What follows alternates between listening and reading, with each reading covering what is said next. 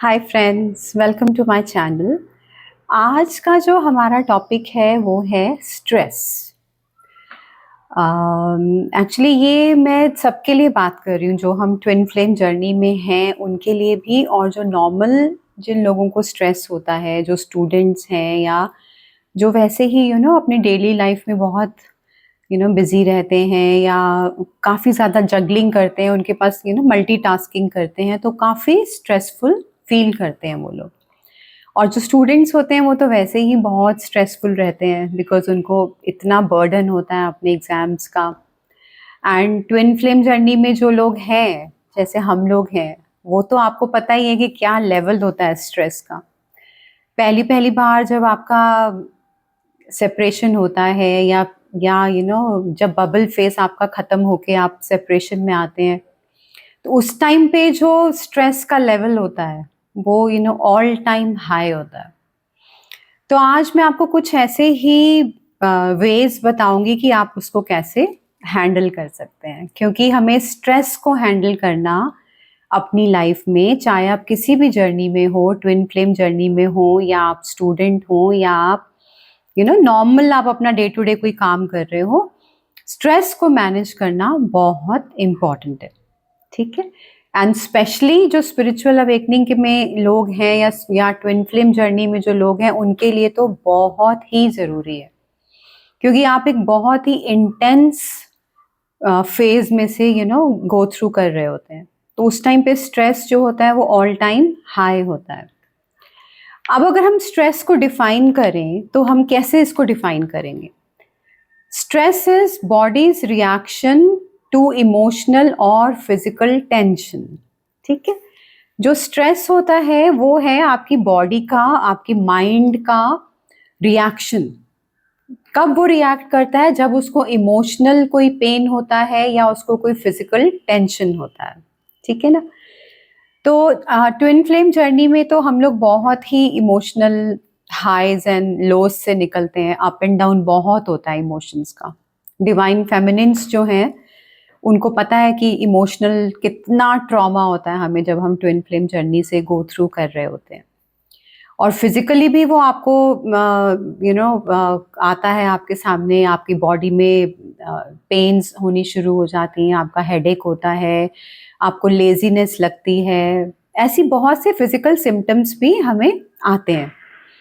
तो same way जो बच्चे, जो स्टूडेंट्स हैं, उनके लिए भी वही चीज़ है कि वो इमोशनली भी बहुत पेनफुल, उनको लगता है कि बहुत स्ट्रेसफुल सिचुएशन है, एंड फिजिकल टेंशन भी उनको काफ़ी रहती है।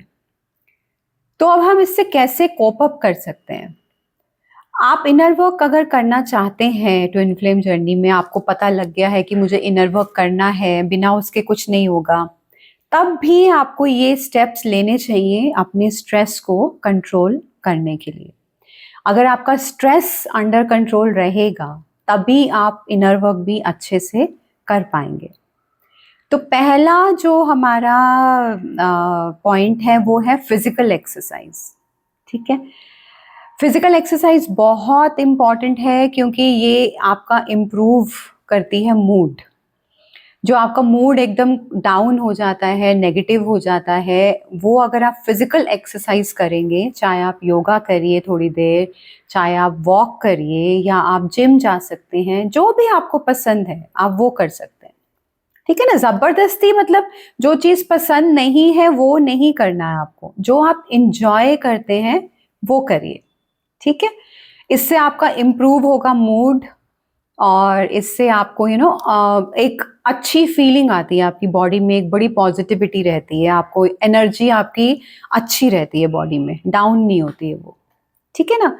हालांकि हमारा मन नहीं करता है करने का, बिल्कुल मन नहीं करता फिजिकल एक्सरसाइज करने का, क्योंकि हम लोग बहुत इमोशनल ट्रॉमा से डील कर रहे होते हैं, तो हमारा फिजिकली कुछ भी करने का मन नहीं करता। बहुत ही आपको लेजीनेस रहती है, आपको बहुत नींद आती है, but still try and do it at least for 15 minutes. आप कुछ ना कुछ जरूर करिए फिजिकल एक्टिविटी। ठीक है। Then the next point is balance diet. ये एक बहुत ही इंपॉर्टेंट चीज है, क्योंकि डाइट का हमारी ओवरऑल हेल्थ पे बहुत ज़्यादा इफेक्ट पड़ता है। तो इसलिए आप एक बैलेंस डाइट लेने की कोशिश करिए, जिसमें आप ज़्यादातर फ्रूट्स एंड वेजिटेबल्स लेंगे तो बहुत अच्छा रहेगा।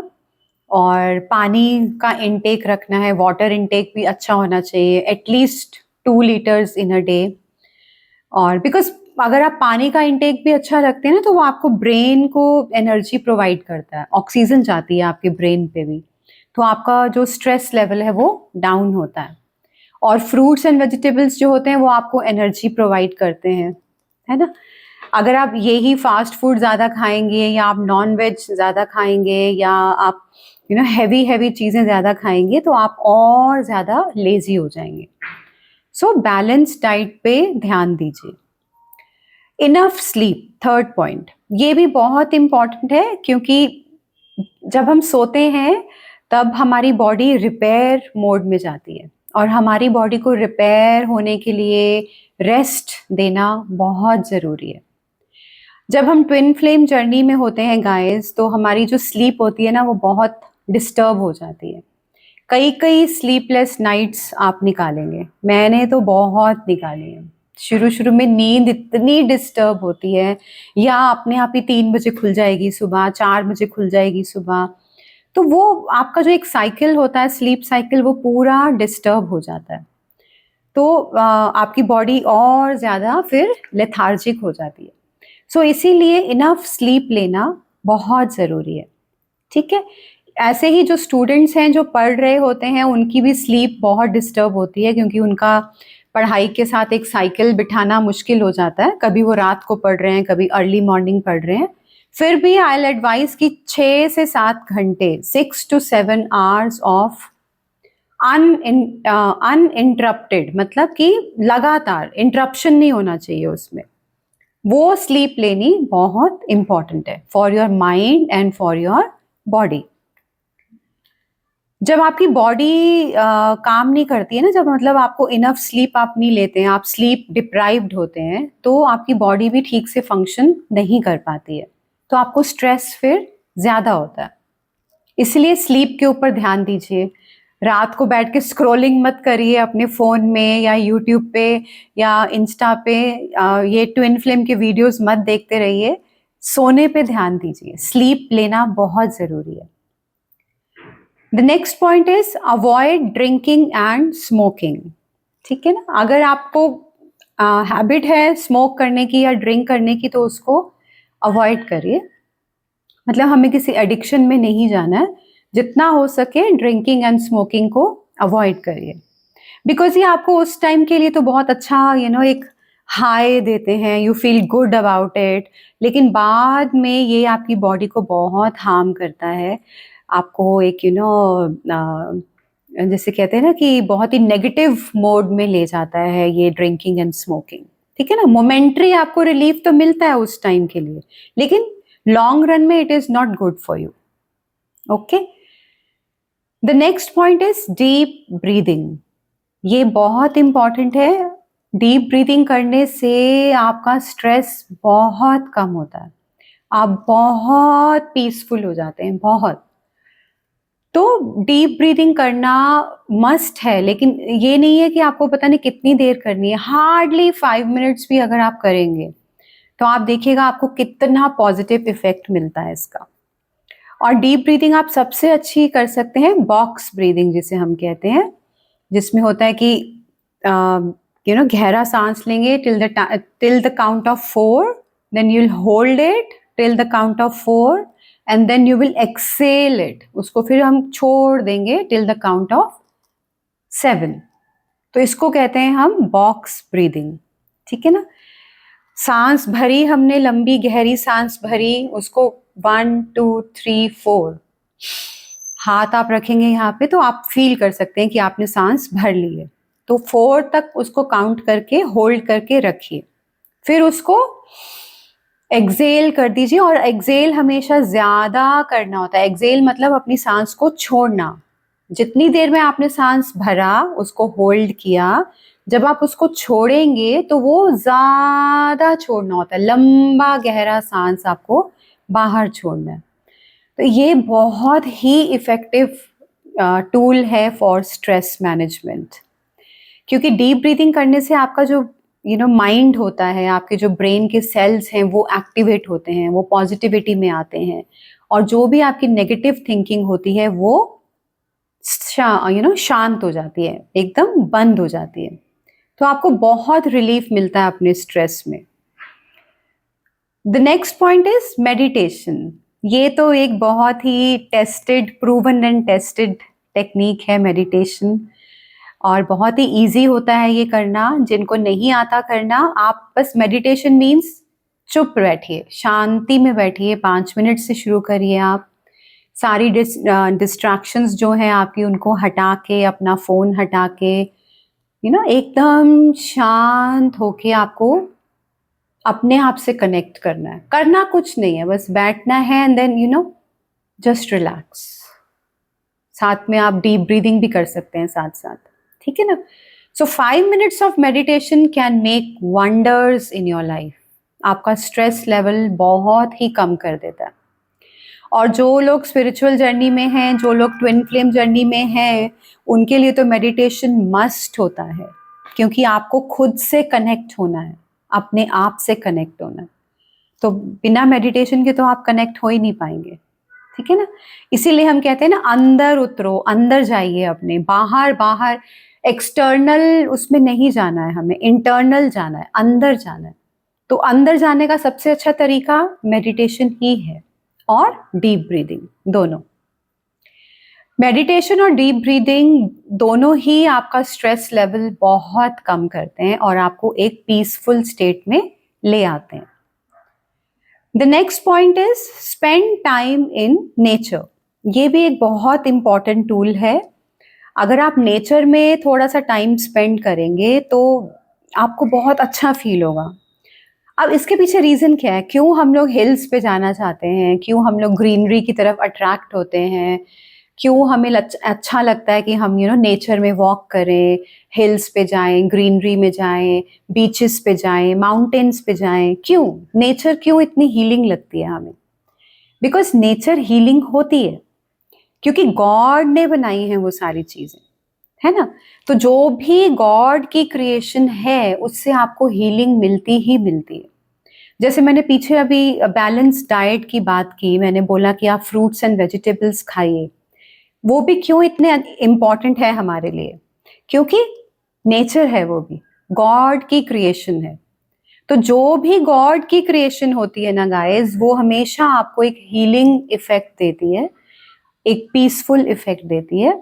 तो इसीलिए नेचर में टाइम स्पेंड करना स्ट्रेस के लिए बहुत इंपॉर्टेंट है, ठीक है ना। कई बार हमें लगता है ना, हम बहुत थक गए हैं, बहुत लाइफ अजीब सी हो गई है, मज़ा नहीं आ रहा, तो हम कहते हैं कि चलो 3-4 दिन चलो हिल्स पे चलते हैं, घूम के आते हैं, नेचर में टाइम स्पेंड करते हैं। क्यों? इसीलिए क्योंकि आप वहाँ जाके रेजुविनेट हो जाते हैं, आप एकदम फ्रेश हो जाते हैं और आप में दोबारा से अपनी लाइफ को जीने की पॉजिटिविटी आ जाती है। So spending time in nature is very very important. Now the eighth point is talk to others. ये भी बहुत इंपॉर्टेंट है कि अगर आपको स्ट्रेस हो रहा है तो आपको ऐसा मन तो आपका यही करेगा कि मैं बैठी रहूं, बात नहीं करूं किसी से, शांत रहूं। डिप्रेशन जैसा हो जाता है ना, आपको नींद आती रहेगी, या आप पुराने पुराने और ऐसे सैड सॉन्ग सुनते रहते हैं। बट इसमें हम ये कहते हैं कि अगर आपको स्ट्रेस रिमूव करना है तो आप थोड़ा सा दूसरों से बात करिए, सोशलाइज करिए, ठीक है ना। और जैसे अगर आप किसी और से बात नहीं कर सकते तो किसी थेरेपिस्ट से ही बात करिए, किसी काउंसलर से बात करिए। कोचेस होते हैं, यूट्यूब तो आजकल भरा हुआ है ट्विन फ्लेम कोचेस से भी, तो आप उनसे बात कर सकते हैं, आप थेरेपी ले सकते हैं, आप काउंसलिंग ले सकते हैं। बात करना ज़रूरी है। ज़रूरी नहीं है कि आपको अपने किसी फैमिली मेम्बर से ही करना है। कई बार ऐसा होता है हमारे पास कोई नहीं होता, कोई फैमिली मेम्बर नहीं है, कोई दोस्त नहीं है, कोई वेल विशर नहीं है, हम बहुत अकेला फील करते हैं। डिप्रेशन का और स्ट्रेस का सबसे बड़ा ये भी कारण है, यही रीज़न है कि हम लोग बहुत लोनली फील करते हैं। तो अगर आप लोनली फील कर रहे हैं तो बात करिए, बात करना मस्ट है। चुप मत रहिए। जो भी आपके अंदर भरा हुआ है, जो भी इमोशंस आप फील कर रहे हैं, जो भी टफ टाइम आप फील कर रहे हैं अपनी लाइफ में, टॉक इट आउट, बात करिए। बात करने से ही सोल्यूशन मिलता है ना। तो जो भी आपको अच्छा लगे, जो आपको सही गाइडेंस दे सके, उससे बात करिए, ठीक है। Now the 9th point is hobbies. ये भी एक बहुत इंपॉर्टेंट पॉइंट है। जो आपका मन करता है या आपको जो अच्छा लगता है, वैसी कोई ना कोई हॉबी होनी बहुत जरूरी है, ठीक है ना। क्योंकि हॉबी रखने से हम लोग जो एक डेली लाइफ की हमारी जो स्ट्रगल्स होती हैं, उनसे थोड़ा सा हमें डिस्ट्रैक्शन मिलता है, थोड़ा सा हम उससे हट के एक अपनी खुशी के लिए कुछ करते हैं, तो वो हमें बहुत स्ट्रेस फ्री करती है फिर, ठीक है। हो सकता है आपकी हॉबी म्यूजिक सुनना हो, या आप कुछ सिंगिंग करते हैं, या आप कुछ बजाते हैं, गिटार बजाते हैं, या कोई भी आपको मतलब कुछ इंस्ट्रूमेंट, म्यूजिकल इंस्ट्रूमेंट बजाने का शौक है, या गार्डनिंग करने का शौक है, या बाहर घूमने जाने का शौक है। जो भी आपको अच्छा लगे, जिससे आपको खुशी मिले, वो होती है आपकी हॉबी, ठीक है ना। आपका कोई पेट है तो आपको उसके साथ खेलना अच्छा लगता है। कुछ भी, जो भी अच्छा लगता है वो जरूर करिए, जरूर। स्ट्रेस फ्री रहने के लिए अपनी हॉबी को रखना बहुत इंपॉर्टेंट है। लाइफ की जो जर्नी है हमारी गाइस, 9 to 5 जॉब, या हमारी पढ़ाई, हमारे एग्जाम्स, इन सब चीजों से आगे भी कुछ होता है, और वो होता है आपकी हॉबी। क्योंकि वो सब चीजें जो है ना, हमारी जो लाइफ की एक मोनोटनी होती है, वो हमें बहुत स्ट्रेस देती है, ठीक है ना। और जो हॉबी होती है वो हमें खुशी देती है। तो एक ना एक हॉबी तो जरूर होनी चाहिए, ओके। आपको लिखना पसंद है, आप लिखिए। आपको रीडिंग करना पसंद है, आप रीडिंग करिए। जो भी आपको खुशी दे, आपको वो करना मस्ट है। And the last and the very important point is positive self talk. ये इसलिए इंपॉर्टेंट है क्योंकि जब हम स्ट्रेसफुल होते हैं, हम अपने आप से बहुत ही नेगेटिवली बात करते हैं, है ना। हम कहते हैं कि मैं तो किसी लायक ही नहीं हूँ। मतलब हम लोग ना विक्टिम एनर्जी में चले जाते हैं कि मेरे साथ तो हमेशा ही ऐसे होता है, मेरे साथ क्यों भगवान ने ऐसा किया, मुझे तो कुछ मिलता ही नहीं है जिंदगी में, हमेशा मेरे को लोग धोखा दे जाते हैं, और मेरे को चीट करते हैं, मेरे से नहीं हो पा रहा, I am good for nothing, मैं अनवर्दी हूँ, आई एम अनवर्दी, है ना। आई डोंट डिजर्व लव, मुझे तो लव मिल ही नहीं सकता। तो ये जो आपकी नेगेटिव सेल्फ टॉक है ना गाइस, ये आपको बहुत ज्यादा स्ट्रेसफुल सिचुएशन में ले जाती है। आपको इवन डिप्रेशन तक हो सकता है अगर आप अपने आप से नेगेटिव बात करते हैं तो। So talk to your self in a very positive way. Positive self talk कहते हैं इसे, ठीक है। वो आप कैसे कर सकते हैं? आप अपने आप को बस एक मोटिवेशन देते रहिए, अपने आप से अंदर से ही आप अपने आप से बात करें तो ये बोलें कि नहीं ठीक है, कोई बात नहीं, आज मेरी सिचुएशन ऐसी है, या आज मुझे इतना स्ट्रेस है, तो आई कैन चेंज इट। मैं अपनी सिचुएशन चेंज कर सकता हूँ या कर सकती हूँ, मैं आज फिर अपने आप को आप ये बोलो कि आई एम वर्दी, मैं वर्दी हूँ अच्छी चीजों के लिए, I am loved, I M secure, I am safe. ये जो पॉजिटिव अफर्मेशंस है ना, ये आपको अपने आप को बोलनी बहुत जरूरी है। मैं तो भगवान का बनाया हुआ इतना अच्छा बच्चा हूँ, इतना यूनिक बच्चा हूँ, कि मुझे तो सभी प्यार करते हैं, है ना। मेरे साथ तो लाइफ में कोई प्रॉब्लम है ही नहीं है, ठीक है। आपको ऐसे अपने आप को पॉजिटिव सेल्फ टॉक देनी बहुत जरूरी होती है कि I am so loved, I am so grateful to God कि उन्होंने मेरी लाइफ में मुझे कितना कुछ दिया, ठीक है गाइस। क्योंकि अगर आप नेगेटिव ही बोलते रहेंगे तो आप और ज्यादा नेगेटिविटी अट्रैक्ट करेंगे।